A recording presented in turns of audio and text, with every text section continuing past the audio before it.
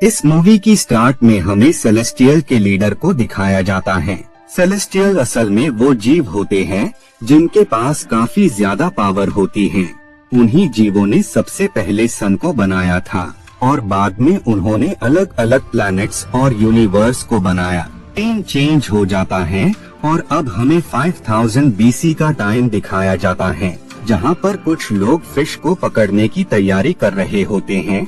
तभी वहाँ पर एक बिग जायंट पावरफुल मॉन्स्टर पानी से बाहर आता है और वो ह्यूमंस पर अटैक देता है, जिस वजह से उन्हें खत्म करने वहाँ पर इक्रिस नाम का एटर्नल आता है, जो कि उस मॉन्स्टर पर अटैक कर देता है।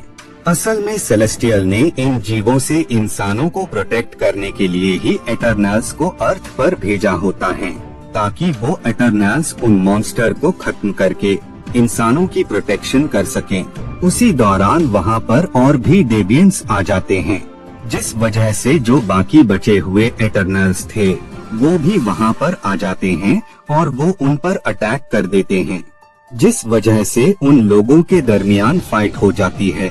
एटर्नल्स उन जीवों पर काफी अटैक करते हैं और बाद में वो उन सब जीवों को खत्म कर देते हैं, जिसके बाद वो इंसानों से दोस्ती का हाथ बढ़ाते हैं और वो उन्हीं के साथ रहने लगते हैं। अब हमें प्रेजेंट का टाइम दिखाया जाता है। हमें ये बताया जाता है कि सारे एटर्नल्स अब अलग अलग रहकर अपनी जिंदगी गुजार रहे हैं। वहीं पर हम सर्सी नाम की इटर्नल को देखते हैं। सर्सी असल में एक टीचर होती है जो कि काफी टाइम से बच्चों को पढ़ा रही होती है। सर्सी जब क्लासरूम में होती है तो उसी दौरान वहाँ की सभी चीजें हिल लगती हैं, क्योंकि वहाँ पर अर्थक्वेक आया होता है। सर्सी की नजर एक बच्चे पर पड़ती है जिसके ऊपर स्टैचू गिरने वाला होता है, लेकिन इससे पहले ही ठीक वक्त पर सर्सी उस स्टोन को धूल में तब्दील कर देती है, जिससे उस बच्चे को कोई भी चोट नहीं आती है। नाइट में जब सर्सी अपने बाकी दोस्तों के साथ घर लौट रही होती है तो उसी दौरान वहाँ पर मॉन्स्टर दोबारा से आ जाता है, जो कि उन पर अटैक कर देता है। सर्सी अपनी पावर से उसे रोकने की काफी कोशिश करती है, लेकिन वो क्रीचर काफी पावरफुल होता है, जिस वजह से सर्सी की पावर्स का उस पर कोई भी असर नहीं होता है। उसी दौरान फाइट में सर्सी का साथ देने के लिए वहाँ पर इक्रिस नाम का एटर आ जाता है, जो कि अपनी पावर से उस मॉन्स्टर पर अटैक कर देता है, जिस वजह से उस मॉन्स्टर को काफी चोटें आती है, लेकिन वो क्रीचर जल्द ही खुद को हील कर लेता है। ये देखकर वो काफी ज्यादा शॉक हो जाते हैं, क्योंकि खुद को हील करने की जो पावर होती है वो सिर्फ इटर्नल की लीडर एजैक के पास ही थी। इस बात से उन्हें एजैक की फिक्र होने लगती है कि कहीं वो किसी मुसीबत में तो नहीं है।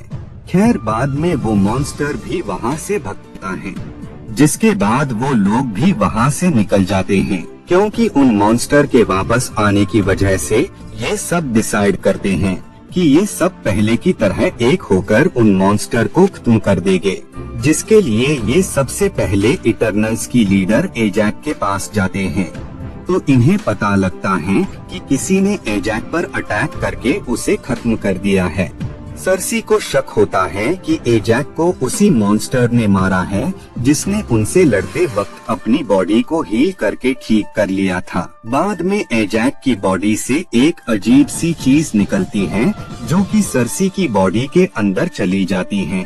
वो असल में ऐसा स्टोन था जिसकी हेल्प से एजैक सेलेस्टियल के लीडर से बात कर किया करती थी और वो उनके मैसेज को बाकी इटर्नल्स तक पहुंचाती थी।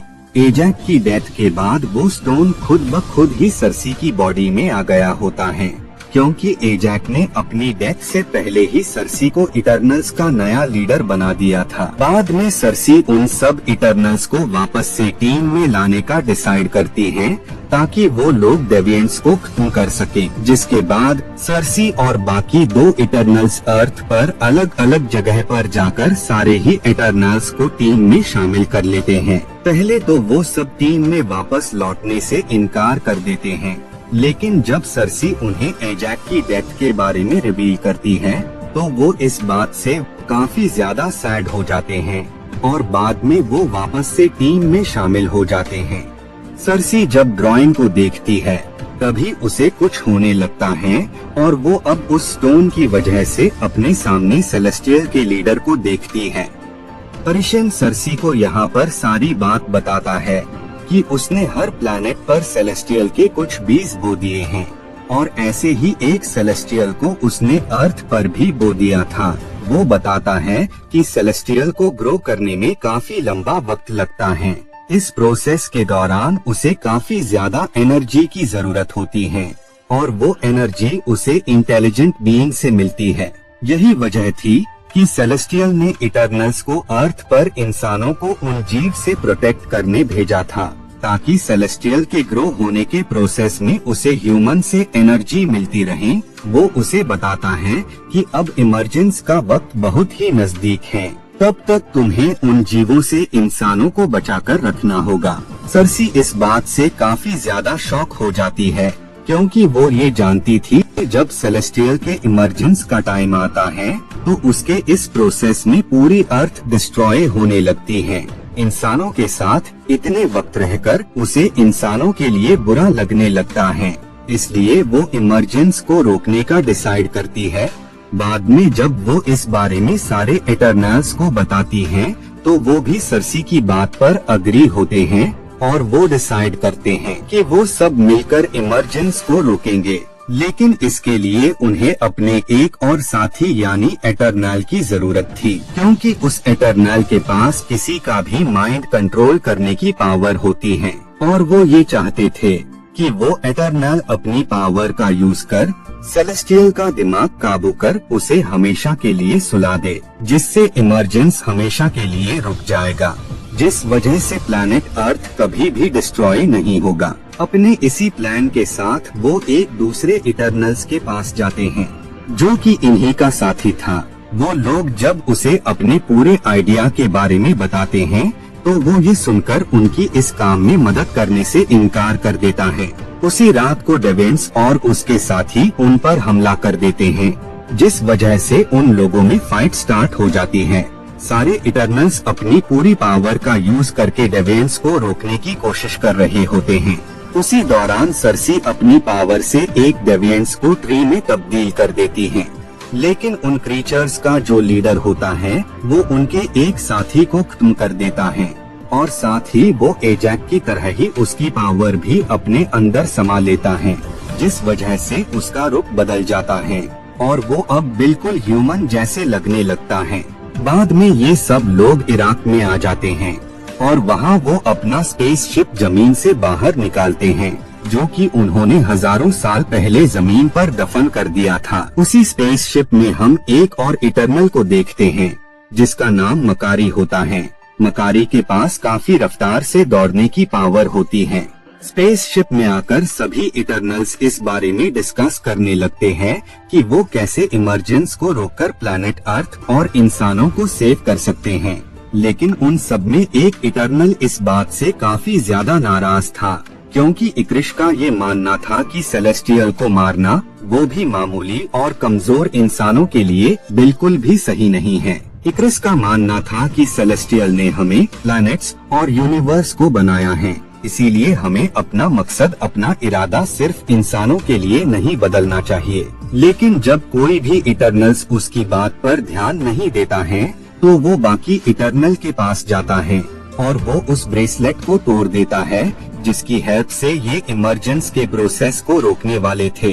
क्रिस उनसे कहता है कि अगर तुमने मेरी बात नहीं मानी और अगर तुमने से किसी ने भी इमरजेंस के प्रोसेस को रोकने की कोशिश की तो मैं तुम सबका वही हश्र करूँगा जो कि मैंने एजैक का किया था।